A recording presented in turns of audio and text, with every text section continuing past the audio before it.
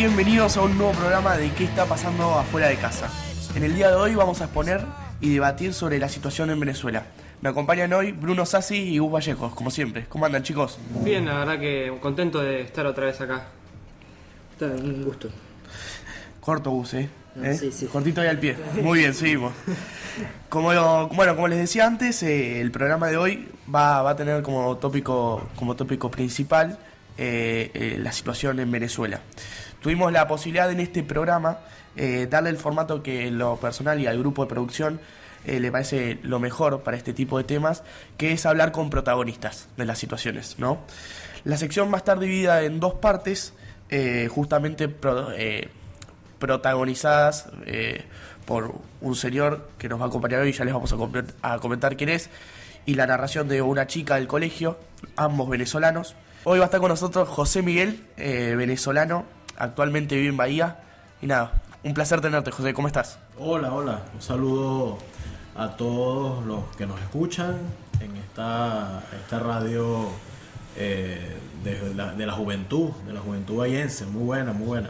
Mira, contento de estar acá, de estar viviendo en Bahía, de estar contagiado acá ahora de este frío sabroso que está haciendo y bueno, totalmente disponible para ustedes. Perfecto. Bueno, nos gustaría a nosotros, y me imagino a los que nos están oyendo, que te presentes un poco. ¿Quién sos? ¿Tu origen? Sí, claro. Yo soy José Miguel Gómez, soy venezolano. Pertenezco a dos movimientos internacionales. Uno es el Movimiento Internacional de la Economía de los Trabajadores y el otro es el Observatorio Internacional de los Derechos Humanos de los Pueblos. Llegué a esos dos movimientos a través de participación en encuentros internacionales en estas dos temáticas, tanto en Venezuela como en México y acá en Argentina.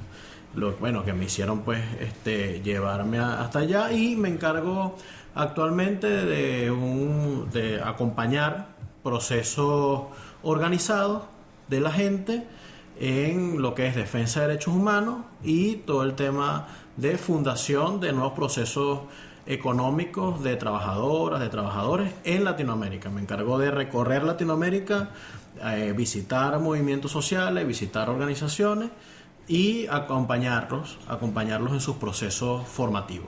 En algo que capaz antes de la previa de empezar a grabar el programa, en la formación de cooperativas de trabajo. Eso es una de las líneas de trabajo y sistematización, o sea, difusión, promoción y sistematización de lo que es nuevas formas de organización social para la producción. Y más o menos nos podrías dar un pantallazo de qué es una cooperativa de trabajo y cuál sería el fin.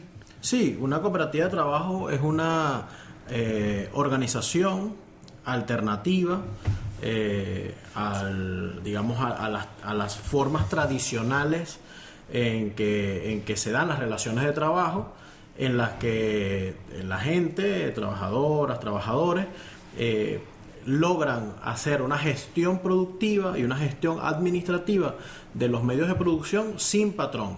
Entonces se genera toda una horizontalidad. Se trata de generar una horizontalidad en lo que es la gestión de esos medios de producción para que los excedentes sean más equitativos entre los trabajadores. Digamos que la función se trata de reducir la explotación que se da normalmente en las empresas que tienen patrón o que tienen uno o varios dueños directamente en los medios de producción. En este caso todos los trabajadores son los dueños de ese medio de producción y digamos que es una forma más gentil, una forma más humana de ver las relaciones de trabajo. Muy bien. Hola, José Gustavo, columnista de la sección. Me intriga saber cómo llegaste a Bahía y si tuvo algún motivo o fue por mera casualidad. Mira, estuvimos en septiembre del año pasado en Pigüé, en la fábrica cooperativa de trabajo textiles Pigüé, antigua Gatic. Y allí se hizo el Encuentro Internacional de la Economía de los Trabajadores. Vinieron más de trabajadores de más de 25 naciones de Latinoamérica, Europa, África y Asia. Y bueno, estuvimos allí, conocí a miembros de movimientos sociales y cooperativas de acá de Bahía Blanca, los cuales me hicieron la invitación a venir para acá para acompañarlos en algunos procesos de conformación de cooperativas. Bueno, hola José, Bruno, segundo columnista de la sección. Por mi parte me gustaría preguntarte si te acordás en qué momento comenzaron a darse estos tipos de conflictos en tu país y cuál crees que fue el detonante. Sí, la conflictividad en Venezuela no es nueva. Tiene aproximadamente más de 40, 50 años de conflictos sociales. Tuvo varios picos, digamos así.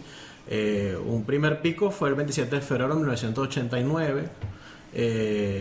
Hubo un estallido social, después hubo insurrecciones militares. Y últimamente, luego de la muerte del presidente Chávez, antes en el 2002 también, hubo un golpe de Estado, después hubo la muerte del presidente Chávez en el año 2013 y a partir del 2012 y a partir de ese año, entonces comenzó todo un proceso de conflictividad social que tiene sus matices, ¿ves? Tiene sus matices y que bueno, seguramente más adelante vamos a poder desarrollarla. Sí, explayarlo un poco más. Bueno, me veo un poco, ¿cómo decirlo?, obligado a preguntarte si en algún momento, ¿no?, mientras residías en Venezuela, votaste al difunto expresidente Hugo Chávez o al actual presidente Nicolás Maduro, y si hoy, con las características actuales de la situación en tu país, los volverías a votar. Bueno, fíjate, sí, por supuesto, yo estuve en apoyando directamente el gobierno del presidente Chávez. Digamos que fue para el año 1998, yo tenía 17 años y en el año 99 se dan las elecciones. Era mi primera elección en la cual presidencial, en la cual iba a votar. Veníamos de 40 años de representatividad nefasta de la alternabilidad democrática entre dos partidos, Acción Democrática y COPEI. 60% de pobreza en el país, 30% de pobreza extrema, y digamos que fue una alternativa que apoyamos y que digamos que se fueron generando algunas transformaciones que llevaron a la gente a participar de manera más justa en cuestiones de inclusión social. Por ejemplo, se logró acabar con el analfabetismo en Venezuela, reconocido por la UNESCO, uno de los primeros países de Latinoamérica que logró eso. Se amplió todo lo que es el espectro de educación universitaria, el acceso a la alimentación, el acceso a la salud pública y gratuita, o sea, toda una serie de elementos, inclusive el poder adquisitivo. La clase media amplió su poder adquisitivo y digamos que eso nos mantenía contentos. Yo me acuerdo que veníamos acá a Argentina, por ejemplo, con $5,000 tranquilamente a hacer turismo en esos años 2000, del año 2004, 2005 en adelante. Venezuela se ubicó con una economía muy rentable. Digamos que el barril de petróleo se ubicó en $120 el barril cuando comenzó el presidente Chávez su mandato en el año 99. Está por debajo de $10, se ubicó en $120 el barril. Venezuela tenía un presupuesto anual de unos $60, y digamos que había un superávit, ¿verdad?, anual, y eso nos permitió, digamos que tener lo que llamó mucha gente la Venezuela saudita, que era un exceso de dinero que lamentablemente no fue bien manejado, que nunca se superó la corrupción, nunca se superó el clientelismo. Digamos que mucho de ese dinero, cuando llega la muerte del presidente Chávez, estaba en las reservas internacionales de Venezuela. Ese dinero desapareció de las arcas del Estado.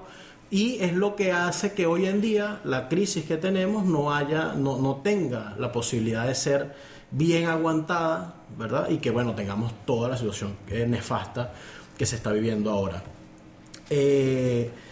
Este mandato que está representado actualmente en el Partido Socialista Unido de Venezuela, que es el partido que tiene en su candidato al actual presidente, es, digamos, el único que garantizaría actualmente la posibilidad de que la gente participe en formas alternativas de organización como la que yo participo, por ejemplo, que son las cooperativas y todo este tipo de cosas. ¿Cuál es el temor? Bueno, de llegar un gobierno distinto, un gobierno de la derecha venezolana, bueno, que las grandes formas de participación de la gente, o sea, Venezuela cuenta con unos grandes niveles de participación popular, de gente que está en los barrios, en las barriadas pobres, participando de manera organizada. Esto seguramente con la llegada de otro gobierno no se darían las mismas oportunidades para que la gente participe. Estos son especulaciones mías, ¿verdad? Lo digo con mucha responsabilidad, como José Miguel Gómez, y bueno, y por las convicciones políticas que tengo, las convicciones en lo que creo, ¿verdad? No daría mi voto a representantes de la oligarquía venezolana, ¿no? Daría mi voto a representantes de los trabajadores, del pueblo organizado. Hay eso por ahí, esas eran las preguntas por ahora. Sí. Continuamos, espero las otras. No, a mí me interesa ampliar un poco una pregunta bastante concreta. Dadas las condiciones actuales y un poco de lo que hablas de la oligarquía, de que la otra opción es la oligarquía, o que este sistema por lo menos garantiza la participación ciudadana. ¿Sí? ¿Seguimos hasta ahí? Hasta ahí. Más o menos hasta ahí. La participación de la gente. ¿Usted votaría nuevamente al actual candidato que tiene el partido Socialista Unido de Venezuela? ¿Lo votaría? Sí. Bien. Actualmente sí. Bien, muy bien. Esa era más que nada una pregunta que quería hacer. Cambiando un poquito de tema, en Argentina se habla mucho de una grieta social política. Se habla muchísimo. Y la pregunta es si en Venezuela, por lo menos según lo que recibimos nosotros de los medios, los argentinos, es verdad que en Venezuela, en la sociedad venezolana, existe esa grieta entre los que apoyan el régimen de Nicolás Maduro y quienes no. ¿Se vive en todos los días? ¿Es real eso? Sí, por supuesto. Mira, Venezuela tiene unos procesos de polarización política muy fuertes, muy fuertes. Hay un polo que apoya radicalmente a los sectores de oposición y hay un polo que apoya radicalmente a los sectores del gobierno. Y hay un grupo que se manifiesta ni, o sea, que ni apoya al gobierno ni apoya a la oposición. Esto ha sido como una forma en la cual se ha culpado o se culpó al antiguo presidente Chávez y al actual presidente Maduro de ser responsables de esta polarización política. Pero bueno, yo tengo mi análisis con respecto a eso. Yo creo que la gran polarización que se causa en Venezuela, en Latinoamérica y el mundo, la causa la desigualdad social que genera el actual sistema económico que reina en el mundo, que es el sistema capitalista, y que es el último gran sistema económico de los grandes sistemas económicos que ha tenido la humanidad, y que es el más joven y que ha sido, bueno, uno de los que más ha desarrollado los medios de producción. Entonces, la polarización política existe en Venezuela de forma, digamos, de una forma, se ha llevado de distintos bandos, se ha llevado de manera muchas veces irresponsable. Eso lo tenemos que decir de manera crítica. Creo que todos necesitamos la unidad de la gente, la unidad sobre todo de los trabajadores, porque estamos claros que la gran cantidad de personas que nos consideramos laburantes, que nos consideramos trabajadores, bueno, pertenecemos a una clase social y tenemos la posibilidad de defender los intereses de esa clase social. Entonces, en base a eso, digamos que debemos siempre llamar a la unidad de la gente y evitar este tipo de polarización, digamos, política extrema, como por supuesto existe en Venezuela, y que hay que hacer un esfuerzo por ir suavizando esos niveles de polarización, porque no ayudan al desarrollo de la nación. José, ¿consideras que hay transparencia en las elecciones? Mira, sí. Venezuela es posee uno de los sistemas electorales más transparentes del mundo. Si tú te metes, es difícil de repente tener la posibilidad de ir allá y ver los procesos electorales. Pero cada proceso electoral tiene distintas fases, y en todas las fases hay auditorías que se realizan con la presencia de los partidos políticos participantes. En todas las elecciones que se han tenido,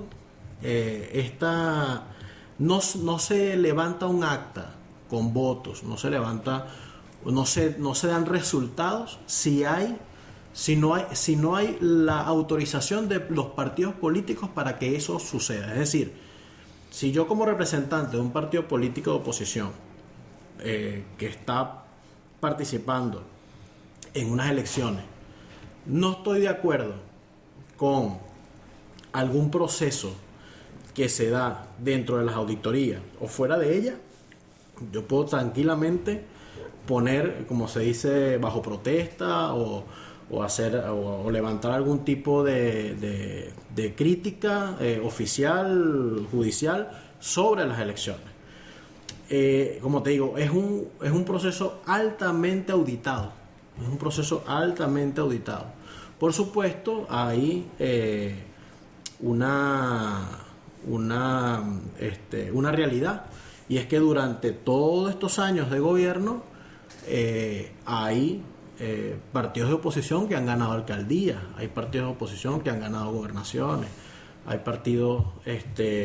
por supuesto una hegemonía política, hay errores que se han cometido políticamente de lado y lado, pero digamos que sí creo que es un proceso transparente. Si no fuese un proceso transparente, no hubiese votado todos estos años, y te lo dice una persona que nunca tuvo digamos, cargos de elección popular, nunca participó en un proceso electoral. Siempre estuve trabajando en las bases populares, pues, en las comunidades organizadas de Venezuela. ¿Tenés familia allá, José? ¿Y Sí. qué mensaje te llega de ellos? Mira que está muy difícil la situación, que cuesta conseguir los alimentos, la medicina, que hay mucha gente pasándola mal, que hay gente que ha bajado mucho de peso, que hay mucha hambre, los niveles de conflictividad han disminuido, a pesar de que en estos últimos días, como este es el mes de elecciones, el 20 de mayo son las elecciones allá, ha habido como algunos procesos de protesta en las calles, algunas presiones internas, pero básicamente, el clima es de disgusto, el clima es de alta actividad política también, hay candidatos en campaña, hay unos sectores de la oposición que no van a participar en el proceso electoral,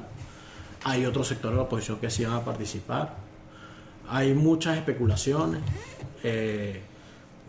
digamos, y desde el punto de vista de la gestión de gobierno, muchas deficiencias, muchas deficiencias desde el punto de vista de la gestión de gobierno, y posibilidades de poder hacer algo mejor, de poder tener una gestión de gobierno más eficiente, donde la gente pueda recurrir de manera más expedita el acceso a los alimentos, el acceso a las medicinas, ¿ves?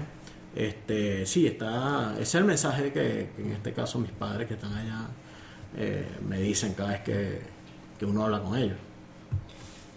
¿Considerás que Venezuela está bajo una dictadura? No, vale. No, es una profunda democracia.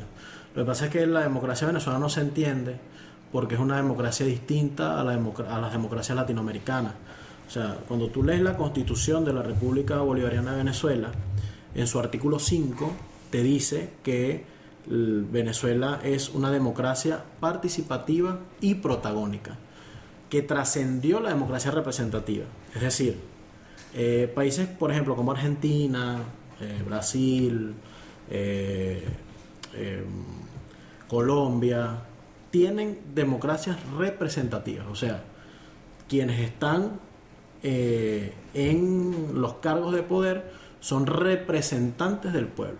En este caso, en Venezuela, la democracia, desde 1999, de que se eligió la nueva constitución, tiene otras formas de participación. Entonces, la democracia es participativa y protagónica. Y el pueblo la ejerce, esa democracia, el pueblo la ejerce directamente a través de su participación e indirectamente a través del voto. Cuando tú lees la constitución antigua, o sea, la constitución antes de la del 99, ves que es todo lo contrario. En la constitución del 61 dice que es una democracia representativa, que el pueblo ejerce esa democracia directamente a través del sufragio. Entonces, antes de 1999, la democracia en Venezuela era como en el resto de Latinoamérica. O sea, cuando tú ibas a votar, tú estabas ejerciendo esa democracia. Ahora no. Ahora, a través, desde la conformación de la nueva Constitución de 1999, el pueblo ejerce la democracia directamente desde otras formas de participación. Entonces tú enlazas el artículo 5 con el artículo 70 de la Constitución de Venezuela y entonces ahí ves cuáles son las formas de participación de la gente. Entonces están las asambleas de ciudadanos y ciudadanas, están las empresas comunitarias, están el cabildo abierto. Hay otras formas, en las cuales se ejerce esa democracia. Entonces, cuando analizamos la democracia venezolana, no la podemos analizar tomando como parámetro democracias representativas, sino tal vez otras democracias distintas, participativas y protagónicas de la gente. Entonces, por eso muchas veces se tilda de dictadura a la democracia venezolana, porque no se logra comprender cómo son las formas de participación de la gente. Pero si nos vamos a las formas tradicionales en las cuales los países ejercen sus democracias, que es a través del voto, bueno, Venezuela tiene un récord mundial de elecciones. En los últimos 18 años se han hecho, no sé, como 40 elecciones. Todos los años hay elecciones en Venezuela, todos los años. Elecciones por cargos públicos, consejos municipales, presidencia de la República, Asamblea Nacional Constituyente. Son cuando en otros países hay procesos de alternabilidad democrática, elecciones cada 5 años, cada 6 años. O sea, si medimos la democracia por los niveles de votos o de eventos electorales, bueno, Venezuela tiene una suprademocracia, pues. O sea, porque la cantidad de elecciones que hay es impresionante.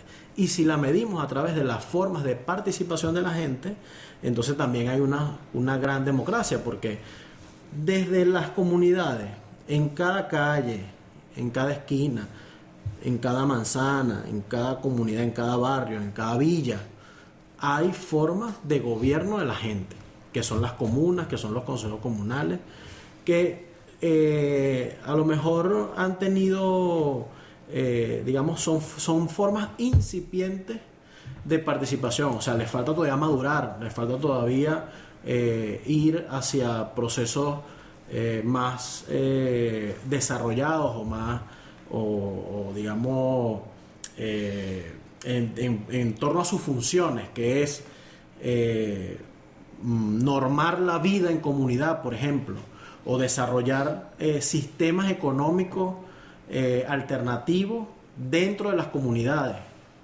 Los consejos comunales y las comunas en Venezuela son organizaciones democráticas de la gente que tratan de normar la vida en la comunidad y generar nuevas formas de trabajo, generar nuevas formas económicas, nuevos sistemas financieros de la gente.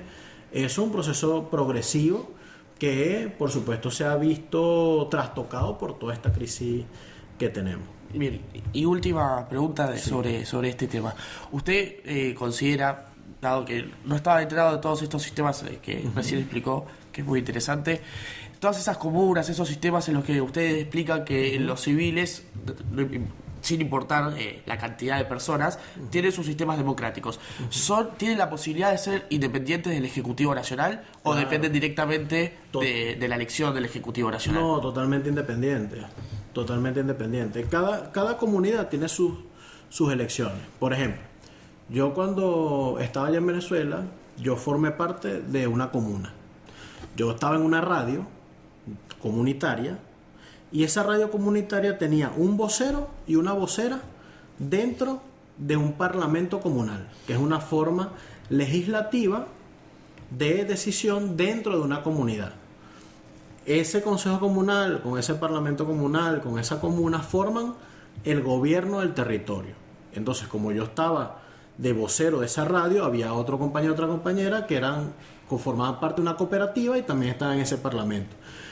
Pero habían otros que eran parte del consejo comunal y conformaban, por ejemplo, la mesa de electricidad, o la mesa de comunicaciones, o la mesa de producción, o la mesa técnica de agua, o la mesa técnica de electricidad. Es decir, formas de participación de la gente en esa comunidad para encargarse de generar políticas públicas a nivel local para el agua, para la electricidad, para el asfalto de la calle, para llevar alimento a las comunidades. Esto tenía, de repente, la única forma que pudiera conectarse con el Ejecutivo Nacional, con el Legislativo Nacional, o con algún ministerio, ¿no? O con alguna institución, o con alguna intendencia, que allá son las alcaldías, era a través, por ejemplo, de la recepción de un crédito, ¿ves? Un crédito o una transferencia de competencia. O sea, si por ejemplo una alcaldía, una intendencia transfiere competencia sobre un consejo comunal para arreglar la electricidad de esa comunidad, o recibe la transferencia de una intendencia o de esa alcaldía para recoger la basura de esa comunidad. Todos estos procesos se desarrollaron en Venezuela. Por ejemplo, en el estado Lara, donde yo vengo, hay 3.000 comunas, por ejemplo. O sea, es todo el territorio del estado Lara. Tú vas a una comunidad, ahí hay un gobierno territorial. Vas a otro y está el otro gobierno territorial. Vas a otro y está el otro gobierno territorial, que son las comunas, ¿ves? Y así sucesivamente. Hay, digamos, alrededor de unas 45.000 comunas a nivel nacional, regadas por todo el territorio nacional, que ejercen directamente esa democracia de la que te estoy hablando, claro. ¿Ves? Que es otra forma de democracia. Eso lo votó el pueblo en el año 1999, ¿ves? Esa forma de democracia. Si hoy en día hay otro grupo de venezolanos, otro polo político de venezolanos que no están de acuerdo con eso, que quieren generar la vieja forma de democracia que había, o otra forma de democracia de que había, bueno, tienen que organizarse, desarrollar la fuerza política necesaria, establecer una correlación de fuerza política mayor que la que tiene actualmente el Partido Socialista Unido de Venezuela, ir a unas elecciones, ganar las elecciones, transformar la Constitución hacia una Constitución distinta y entonces comenzar a ejercer una nueva forma de democracia. Ahora fíjate, ya esa es la última pregunta. No, lo veo a Bruno con ganas de hacer una última pregunta, sí, pero sí, porque tengo es interesante. Sí, porque hay otro tema ahí muy interesante, que es que digamos que hay una forma o hay de cuando revisamos redes sociales, cuando revisamos medios de comunicación, nos damos cuenta que toda la información que conseguimos sobre Venezuela tiene que ver con la gestión del gobierno venezolano. O sea, toda la culpa de lo que pasa en Venezuela se le coloca al gobierno venezolano. ¿Ves? El hambre, la miseria, los problemas más sentidos de la población, se dice que son culpa del gobierno venezolano. Es necesario decir que eso tiene el gobierno venezolano tiene una gran responsabilidad dentro de lo que está pasando porque es el gobierno de la nación. Pero también es importante decir que actualmente el gobierno de los Estados Unidos ha impuesto sanciones contra personeros del gobierno venezolano y que estas sanciones están afectando directamente al pueblo. Están afectando directamente al pueblo, ¿por qué? Porque cuando Venezuela, por ejemplo, quiere comprar medicinas en el exterior, estas compras son bloqueadas o sus finanzas son bloqueadas para evitar la compra de esas medicinas. O por ejemplo, si se quiere comprar alimentos, esta compra de alimentos es bloqueada, los barcos son detenidos en puertos internacionales repletos de comida, no llegan a Venezuela. Entonces el gobierno de repente hace un esfuerzo por tener el cumplir con su función de tener seguridad alimentaria en la nación, ¿verdad? Hay dos funciones fundamentales de los gobiernos, que es la soberanía alimentaria y la seguridad alimentaria. La soberanía alimentaria en Venezuela ha sido un fracaso porque Venezuela es un país que tiene un sistema totalmente importador. No es como Argentina, que produce todo su alimento, ¿ves? Venezuela no produce alimento, Venezuela tiene un sistema monoproductor petrolero, producimos solo petróleo, no tenemos una economía diversificada productiva como la tiene Argentina, como la tiene Brasil, que producen su alimento. Esto no es de ahorita, esto es de hace muchos años. Venezuela es un país importador, depende totalmente de comprar en el mercado exterior alimentos, medicina, o sea, todo lo que no produce. Venezuela tiene la responsabilidad de buscarlo en mercados externos y llevarlo al país. Todas esas compras, todos esos mecanismos que cualquier estado llega, busca en el mercado internacional a través de empresas, está totalmente bloqueado, ¿ves? Entonces eso también es importante decirlo porque hay matices, ¿ves? Como te decía, o sea, hay una gran responsabilidad del gobierno, pero también hay un gran bloqueo económico financiero actualmente contra Venezuela que impide que el gobierno pueda resolver la compra de alimentos, el acceso a sus finanzas, el acceso al dinero inclusive que tienen bancos internacionales. Están bloqueadas esas cuentas, no se puede acceder a ese dinero, a las reservas internacionales de Venezuela para poder comprar. Estamos haciendo una campaña internacional para que Estados Unidos cese ese bloqueo. Ya la ONU, inclusive la Organización de las Naciones Unidas, ha reconocido este bloqueo y ha solicitado a los Estados Unidos que cese el bloqueo, que le permita al gobierno de Venezuela comprar alimentos, comprar medicinas para llevar al país. El 20 de mayo va a haber elecciones. Bueno, hasta ahora la oposición venezolana no ha querido participar. Están en los Estados Unidos, están en Panamá, están en Colombia, haciendo una política que, por ejemplo, yo no comparto, pero que es totalmente válida que ellos la quieran ejercer, que es pidiendo una intervención humanitaria hacia Venezuela para llevar medicinas, para llevar alimentos a Venezuela. Nosotros decimos, bueno, cesen el bloqueo, permitan que Venezuela pueda comprar sus alimentos, comprar su medicina y bueno, sí se pudieran aceptar algunas ayudas internacionales. Pero mientras el bloqueo persista, Venezuela no puede permitir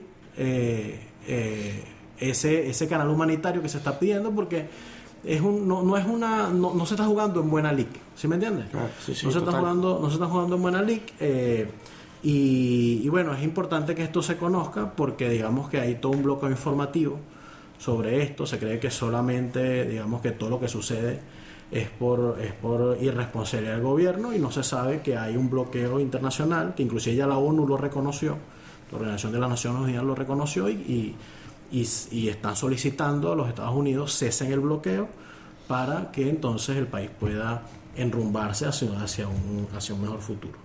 Bueno, José, una y otra vez te agradecemos. No, gracias a usted. Esta entrevista fuiste muy contundente, muy concreto en tu explicación, en brindar tu opinión sobre la situación. Y te pedimos que para despedir esta primera parte elijas un tema que quieras que la gente escuche, un tema de tu gusto. Un tema de mi gusto, mira, pudiera ser la música argentina, ¿qué te parece? un tema que conozcas, que hayas escuchado, que te haya gustado. ¿Que me haya gustado? Sí, De un tema musical. sí. Mira, pudiera ser